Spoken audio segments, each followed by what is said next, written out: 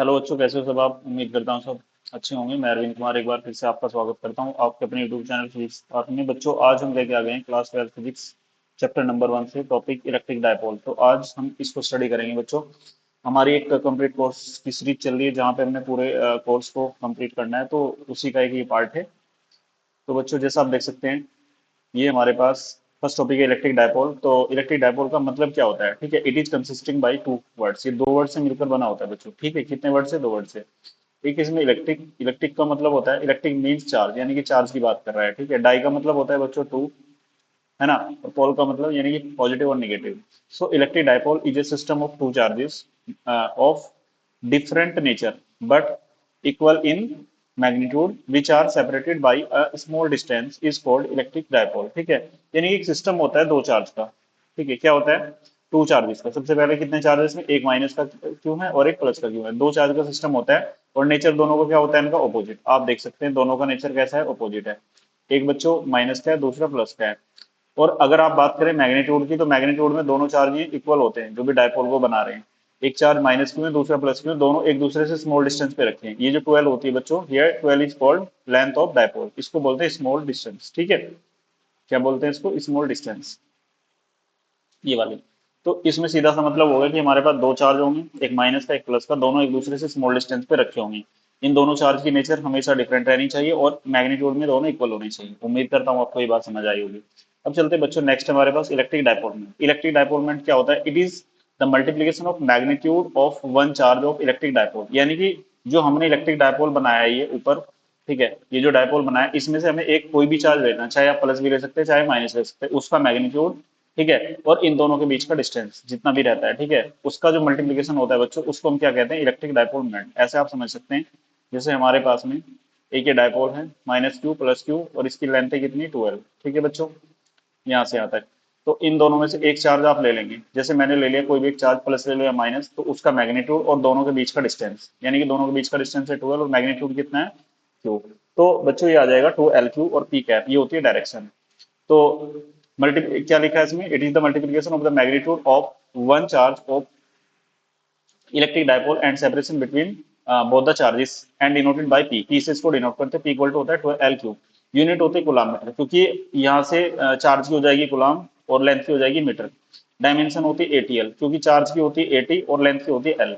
कैसी क्वांटिटी है? वेक्टर। अगर वेक्टर है तो डायरेक्शन क्या होगी? माइनस से प्लस, यानी कि इसकी डायरेक्शन माइनस से प्लस होती है। दैट इज इलेक्ट्रिक फील्ड की अपोजिट डायरेक्शन में। आपको पता है बच्चों इलेक्ट्रिक, ये है माइनस से प्लस, ये हो गया डायपोल की डायरेक्शन। इलेक्ट्रिक फील्ड की क्या होती है? प्लस से माइनस की तरफ, ये दिखा रखी है इधर। ऐसे भी आप देख सकते हैं डायपोल की, डायपोलमेंट की डायरेक्शन है बच्चों, और ये इलेक्ट्रिक फील्ड की, दोनों अपोजिट होते हैं एक दूसरे के, ठीक है। अब एक क्वेश्चन हम लेके आ गए हैं यहाँ से। ये क्वेश्चन हमारे पास में जैसा आप देख सकते हैं स्क्रीन पे, कि टू चार्जेस है हमारे पास, ठीक है, 6 माइक्रो गुलाम, यानी कि हमें चार्ज दे दिया 6 माइक्रो गुलाम। तो बच्चों हम क्या करेंगे? इसको गुलाम में कन्वर्ट करेंगे 10 की पावर -6 से मल्टीप्लाई करके, हो गया। सेपरेटेड बाई 2 एंगस्ट्रॉम, यानी कि इनके बीच का डिस्टेंस आपको दे दिया 2L इक्वल टू 2 एंगस्ट्रॉम। इसको आप कन्वर्ट करेंगे मीटर में, 10 की पावर -10 मीटर होता है, ठीक है। तो यहाँ से इसका डायपोल मोमेंट आपको फाइंड करना है पी। तो पी बच्चों क्या होता है? 2L क्यू, ये होता है ना। तो 12 कितना आपके पास? 2 × 10 की पावर -10, और चार्ज कितना है? 6 × 10 की पावर -6, यही है ना भाई बच्चों। अब यहाँ से इसको आप सॉल्व कर देंगे, कितना आ जाएगा? 2 6 12 × 10 की पावर -16 आ जाएगा गुलाम मीटर, ठीक है। इस तरीके से इस क्वेश्चन को आप सॉल्व कर सकते हैं इजीली, ठीक है। उम्मीद करता हूँ ये क्वेश्चन आपको समझ आएगा। अब चलते हैं नेक्स्ट क्वेश्चन की तरफ बच्चों। नेक्स्ट क्वेश्चन क्या कह रहा है हमारे पास? Calculate the electric dipole moment of a system in which two charges of 8 ± 8 microcoulomb are kept at a point 003 centimetre and 00 - 4। तो सबसे पहले ये चेक करेंगे ये पॉइंट कहाँ पे बनेंगे हमारे। ये हमारे पास है कोऑर्डिनेट एक्सिस हम बना रहे हैं, ठीक है। ये हमारा कोऑर्डिनेट एक्सिस है, इधर x है, इधर y है, और इधर ये z है पॉजिटिव। इसके अपोजिट डायरेक्शन में क्या होगा बच्चों? -z बनेगा ये वाला, है ना। तो ये पॉइंट है जो इसके कोऑर्डिनेट है 003, और जो दूसरा पॉइंट है इसके कोऑर्डिनेट है 00 - 4। देखो आपको दे दिया इन्होंने चार्ज, क्या क्या दे रखा है आपको? आपको उन्होंने दे दिया चार्ज। तो बच्चों जो चार्ज है हमारे पास क्यू, उसकी वैल्यू कितनी है? ठीक है, चार्ज की वैल्यू 8 माइक्रो कुलाम। तो आप इसको कन्वर्ट करेंगे कुलाम में 10 की पावर -6 से मल्टीप्लाई करके, ठीक है। कितने गुलाम? ये तो आ गया चार्ज। अब फाइंड करेंगे डिस्टेंस, यानी कि ये वाला डिस्टेंस कितना रहेगा यहाँ से यहाँ तक, ठीक है। ये पूरी जो डिस्टेंस है कितनी रहने वाली है, इसको हम बताएंगे अभी। तो इसके लिए फॉर्मूला लगाएंगे आप, डी इक्वल टू, क्या फॉर्मूला होता है डिस्टेंस का, x2 माइनस x1 का whole square plus y2 minus y1 का square plus z2 minus z1 का स्क्वायर। ठीक है बच्चों, उम्मीद करता हूँ क्वेश्चन समझ में आ रहा होगा यहाँ तक आपको। अब आपको करना क्या है, ठीक है, अब देखिए जरा, यहाँ पर हमारे पास में क्या क्या चीजें आपको गिवन है बच्चों। ये x1 होता है, y1 होता है, z1 होता है, ये x2 होता है, ये y2 होता है ना, और ये z2 होता है। तो आप इसमें केवल z की वैल्यू है हमारे पास, बाकी सब वैल्यू कितनी है, जीरो। तो ये भी जीरो है, ये भी जीरो है, और z2 माइनस z1, ये माइनस का 4 है, ये 3 हो जाएगा, और इस पूरे का करेंगे स्क्वायर, तो बच्चों आ जाएगा कितना, अंडर रूट, ये आएगा 7 माइनस 7 का स्क्वायर। ठीक है, आएगा 49, 49 का होता है 7। तो बच्चों डिस्टेंस कितनी आ गई, 7 सेंटीमीटर। इसको मीटर में कन्वर्ट कर देंगे तो 7 इंटू 10 की पावर कितना हो जाएगा, -2 मीटर।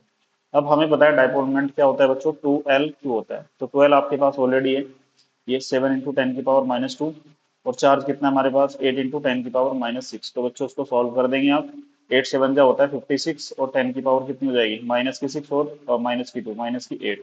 ठीक है, तो यहाँ से बच्चों कितना आंसर आ जाएगा आपका, पी की वैल्यू आ जाएगी 56 इंटू 10 की पावर -8 कूलाम मीटर। ठीक है, उम्मीद करता हूँ यहाँ तक आपको समझ में आ गया होगा क्वेश्चन। ठीक है, इस तरीके से इसके क्वेश्चन आप सोल्व कर पाएंगे। ठीक है, अब चलते हैं नेक्स्ट क्वेश्चन की तरफ। अब बच्चों ये कह रहा है क्वेश्चन नंबर 3 में, आप देख सकते हैं, ये कह रहा है two small identical electric dipoles A B and C D, each of dipole moment P are kept at 120 degree angle as shown in the figure. What is the resultant dipole moment of the system? अब ये दो dipole हैं। ठीक है बच्चों, आप देख सकते हैं डायपोल की डायरेक्शन क्या होती है, माइनस से प्लस, तो यानी कि हो गया लेट से P1, और ये हो जाएगा यहाँ पे P2। इसकी जो डायरेक्शन होगी, सॉरी उल्टा हो गया ना, ऐसे डायरेक्शन ऊपर की साइड होगी इसकी P2 की, और ये 120 डिग्री का एंगल है। आप देख पाएंगे यहाँ से कि जो P1 की वैल्यू है वही P2 की वैल्यू है, यहाँ पे दोनों सेम होंगी। उसको मैं कर लेता हूँ लेट P।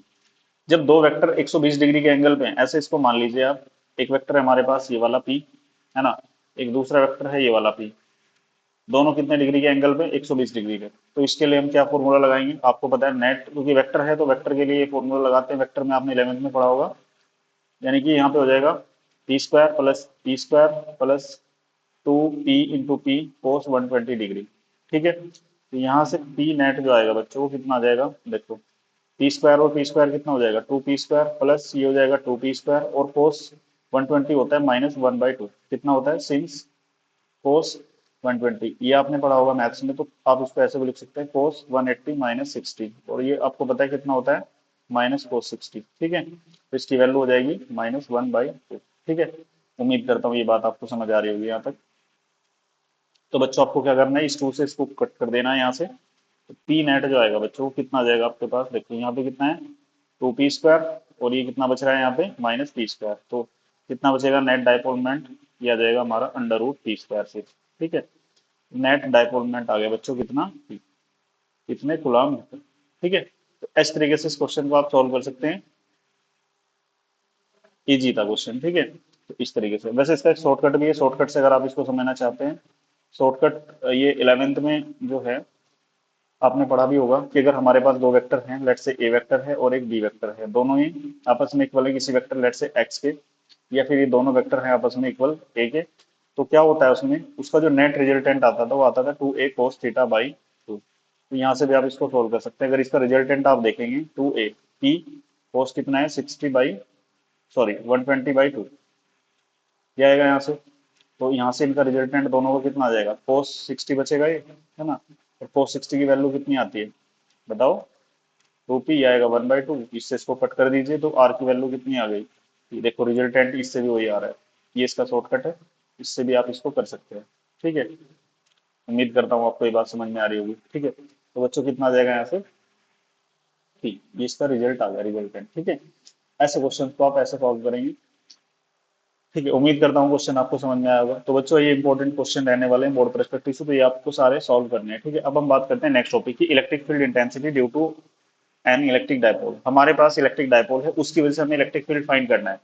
वेरी इंपॉर्टेंट है, एग्जाम के लिए बहुत ज्यादा पूछा जाता है, इस बार ये आया हुआ था 2026 में। ठीक है, तो अल्टरनेट ये आते रहते हैं एक्सेल, और ये कितने मार्क्स का, 5 मार्क्स। ठीक है, ये क्वेश्चन आते रहते हैं अल्टरनेटिवली, तो इन क्वेश्चंस को हमें अच्छे से करना है। तो ये दो कंडीशन में निकाली जाती है इलेक्ट्रिक फील्ड, एक तो होती है अलोंग द एक्सिस और दूसरा परपेंडिकुलर टू द एक्सिस, मतलब एक्सियल कंडीशन और दूसरा इक्वेटोरियल कंडीशन। तो बच्चों सबसे पहले हम बात कर लेते हैं एक्सियल कंडीशन में। इसमें let us consider that we have an electric dipole of length 12 whose center point is O. Now let there is a point P at r distance from the point O where we have to calculate the electric field as shown in the figure। तो बच्चों क्या कह रहे हैं, हमारे पास एक dipole है, electric dipole ये रहा, यहाँ -q है, यहाँ पे +q है, ये है, ठीक है बच्चों। अब इसका सेंटर पॉइंट O है और ये लेंथ कितनी है यहाँ से यहाँ तक L, क्योंकि मैंने बताया था डायपोल की जो लेंथ होती है वो कितनी, उसको हम लेते हैं 12। अपनी कन्वेंस के लिए इसको L भी ले सकते हैं, फिर वो थोड़ा प्रॉब्लम आती है कैलकुलेशन में, फ्रैक्शन में वैल्यू हो जाती है। तो इसके सेंटर पॉइंट से r डिस्टेंस पे ये पॉइंट रखा है P, यहाँ पे हमें इलेक्ट्रिक फील्ड फाइंड करना है बच्चों, ठीक है। इस पॉइंट पे हमें इलेक्ट्रिक फील्ड फाइंड करना है। आप देखेंगे ये लेंथ है L, तो यहाँ से यहाँ तक है R, तो बच्चों ये पूरी R है, ये L है, तो कितनी बचेगी R माइनस L। देखो बच्चों ये पूरी R है और यहाँ से यहाँ तक ये L है, ठीक है, ये L है, तो कितनी हो जाएगी total R plus L।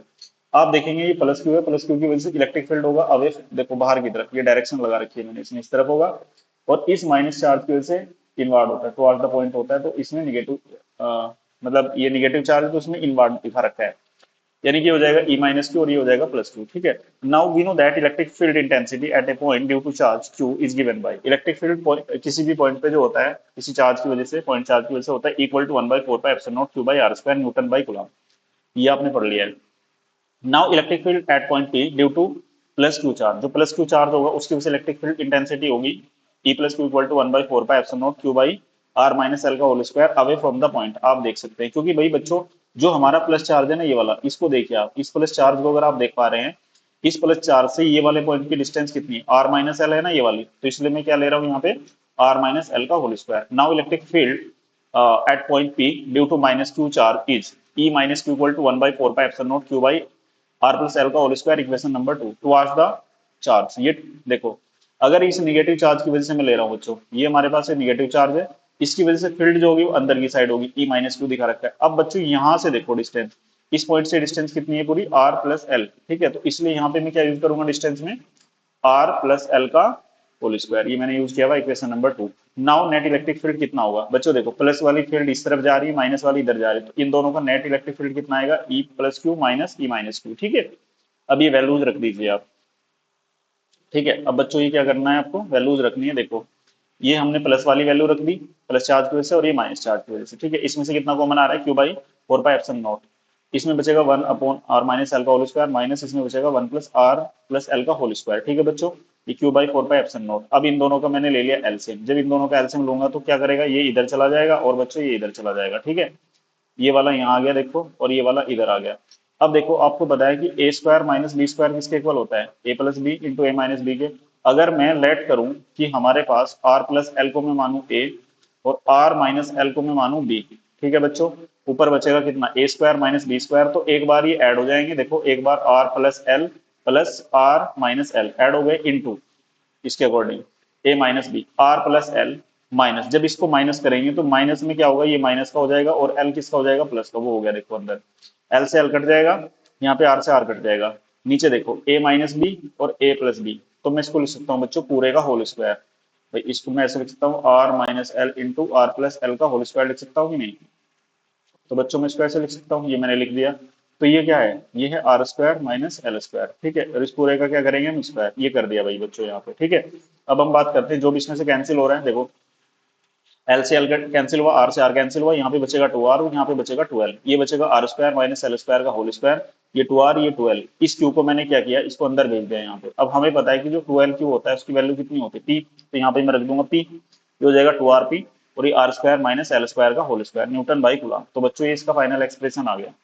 Force force dipole, अगर एग्जाम में पूछता है कि फोर्स डायपोल की कंडीशन भी बताइए, तो force force dipole neglecting L square, इसमें एल स्क्वायर को नेग्लेक्ट कर देना है, तो वी गेट्स हमारे पास निकल के आएगा E net equal to 1/4πε0 2p r upon r की पावर 4, क्योंकि बच्चों देखो ये एल स्क्वायर तो नेग्लेक्ट हो जाएगा, तो यहाँ पे आर स्क्वायर का स्क्वायर कितना होता है, ये कर दिया हमने 1/4πε0 2p r अपॉन r की पावर 4 इक्वल टू हो जाएगा हमारे पास, implies that E net equal to 1/4πε0 2p upon r cube newton by coulomb. तो बच्चों उम्मीद करता हूँ आपको ये आर्टिकल समझ में आएगा। तो ये डेरिवेशन जो है हमें करना है, बड़े इंपॉर्टेंट है दोनों के दोनों। अब आते हैं नेक्स्ट हमारे पास इक्वेटोरियल, दोनों करने हैं, दोनों इंपॉर्टेंट है, बोर्ड के परस्पेक्टिव से लॉन्ग क्वेश्चंस में पूछे जाते हैं। Electric field intensity due to an electric dipole in equatorial condition. अगर इक्वेटोरियल कंडीशन में पूछा है तो इक्वेटोरियल कंडीशन का मतलब होता है ये जो हमारी एक्सियल लाइन होती है इसके जस्ट परपेंडिकुलर, है ना, ऐसे इसकी परपेंडिकुलर हमें पूछा है यहाँ पे पूरा 90 डिग्री पे। तो क्या है, let us consider we have an electric dipole of length 12, there is a point P in perpendicular direction at r distance from the center of dipole where we have to calculate the electric dipole moment as shown in the figure below। ठीक है बच्चों, यहाँ से देख सकते हैं ये कैसा चार्ज है -q, ये +q। तो हमारे पास एक डायपोल है, इसकी लेंथ है L और L, दोनों मिला के कितनी हो गई 12 लेंथ है यहाँ पे। ठीक है, अब हम क्या करेंगे बच्चों, देखो यहाँ से जो है ये r डिस्टेंस है, यहाँ पॉइंट है हमारा P जहाँ पे हमें इलेक्ट्रिक फील्ड फाइंड करना है। ठीक है, यहाँ तक उम्मीद करता हूँ आपको समझ में आ रहा होगा। ये L है बच्चों, ये R है, तो ये डिस्टेंस कितनी हो जाएगी √r² प्लस L²। इसी तरीके से ये वाली हो जाएगी। ये एंगल थीटा है तो बच्चों ये वाला एंगल भी कितना होगा थीटा, ये थीटा है तो ये भी थीटा होगा। ठीक है, अब यहाँ से अगर इस देखो ये है +q चार्ज, कौन सा चार्ज है बच्चों, ये +q चार्ज। इस +q चार्ज में क्या होगा, इसकी वजह से जो फील्ड बनेगी बच्चों किधर बनेगी, बाहर की तरफ ही जा रही है। देखो ये माइनस चार्ज है, ठीक है, इस माइनस चार्ज की वजह से जो फील्ड बनेगी बच्चों किधर बनेगी, अंदर की साइड। देखो ये आ रही है इसमें फील्ड -q वाली, तो ये फील्ड इधर जा रही है और ये फील्ड इधर आ रही है। ठीक है बच्चों, अब इस फील्ड के दो कंपोनेंट करेंगे हम। ठीक है, दो कंपोनेंट कैसे करेंगे, देखो जो प्लस वाला होगा E प्लस साइन थीटा वो ऊपर वाला कंपोनेंट होगा और E -q साइन थीटा वाला नीचे वाला इसमें होगा ये।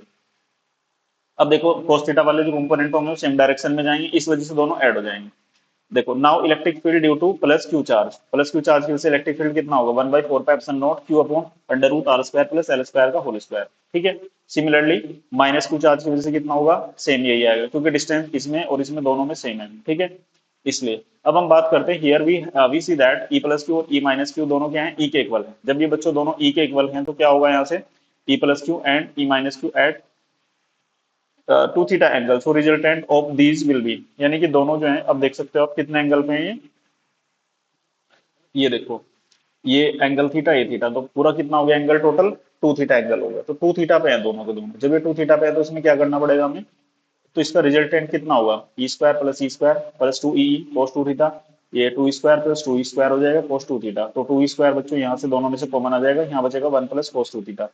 आपको पता है cos 2 थीटा की वैल्यू कितनी होती है, 2 cos² थीटा -1 होती है। ठीक है, तो यहाँ से आएगा 2E², यहाँ पे 1 को कट करना है तो 1 + 2 cos² थीटा -1, ये कट 1 से 1 कट जाएगा, 2E², यहाँ बचेगा 2 cos² थीटा। अब देखो 2 2 जा कितना होता है 4, इन दोनों में से 2 बाहर आ जाएगा और E² में से E बाहर आ जाएगा cos थीटा। अब आपको पता है cos थीटा क्या होता है, बेस अपॉन हाइपोटेनस। अब इसमें जो आपके पास ये ट्राइंगल बना हुआ है बच्चों, अगर आप ऊपर देखेंगे तो कुछ इस तरीके का ये ट्राइंगल बना हुआ है। इस ट्राइंगल को मैंने कट करके नीचे ले आया मैं ऐसे, ये L लेंथ है यहाँ से यहाँ तक, ये √r² प्लस L² है। अब हमें पता है कि 2E की वैल्यू होती है 1/4πε0q/r² प्लस L²।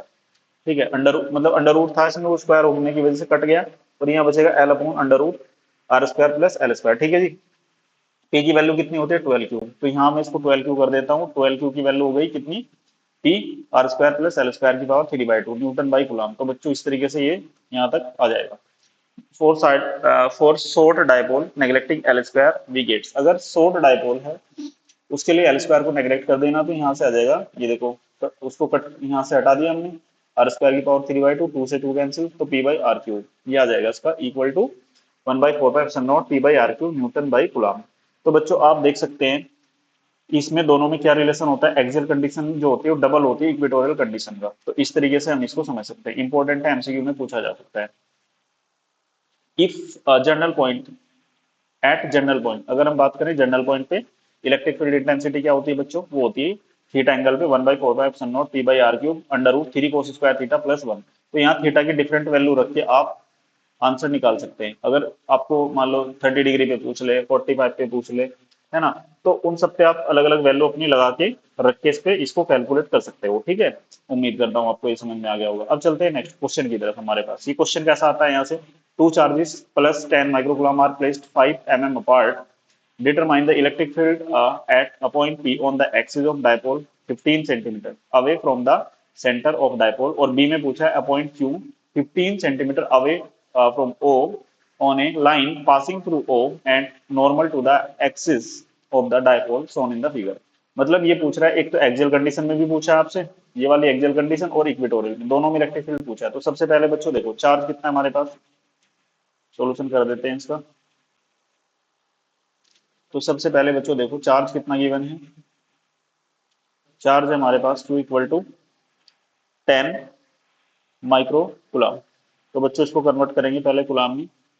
10 इंटू 10⁻⁶ कुलाम, तो यहाँ से चार्ज हो जाएगा आपके पास में 10⁻⁵ कुलाम। ठीक है। अब डायपोल की लेंथ चेक करेंगे, कितनी दे रखी है डायपोल की लेंथ, ये 12 दे रखा है हमें 5 mm। कितना 5 mm। तो बच्चों इसको किस में कन्वर्ट करेंगे, 5 इंटू 10⁻⁻3 मीटर में कन्वर्ट हो गया। ठीक है। अब यहाँ से करना क्या है आपको, 12 भी आ गया आपके पास, 5 इंटू 10⁻⁻3 मीटर। अब यहाँ से आगे चलते हैं।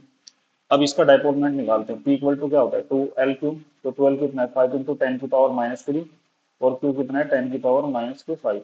तो बच्चों इसको यहाँ तक अब जब आप सोल्व करेंगे तो P की वैल्यू कितनी आ जाएगी आपके पास में 5 इंटू 10⁻⁸ कुलाम। ठीक है। तो भाई आ गया डायपोल मोमेंट। अगर यहाँ तक कोई डाउट हो तो आप बता सकते हैं। ठीक है, यहाँ तक चीजें बिल्कुल क्लियर है। अब पूछा है एक्सियल कंडीशन में, फर्स्ट लेते हैं इलेक्ट्रिक फील्ड। ठीक है, और डिस्टेंस पे भी दे रखा है इन एक्सियल कंडीशन। इन एक्सियल कंडीशन, एक्सियल कंडीशन में इसको हमें निकालना है। तो क्या होता है इक्वल टू के 2P/r3 ये होता है ना। तो यहाँ से देखो बच्चों ई के कितना होता है 2 इंटू 10⁹ 2P।